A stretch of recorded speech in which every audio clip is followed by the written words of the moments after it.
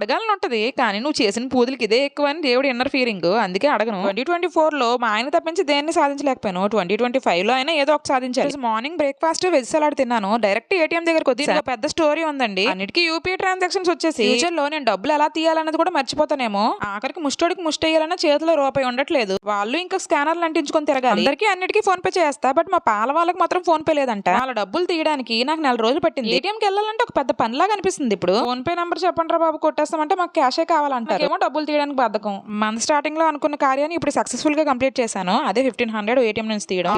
ఇంటికి వచ్చేసి పులిహోర ఇంకా ఆలు కుర్మా చేసి తినేసా. సాటర్డే కూడా హాలిడేస్ లేని బతుకులు మావి. తినేసిన వెంటనే వర్క్ స్టార్ట్ చేసేయాలి. ఇంకా నైట్ డిన్నర్ చపాతి ఇంకా మిగిలిన ఆలు కుర్మాతో కంప్లీట్ చేస్తా. ఇంతే అండి వీడియో నచ్చితే లైక్ చేయండి, అలాగే ఛానల్ సబ్స్క్రైబ్ కూడా. Bye bye.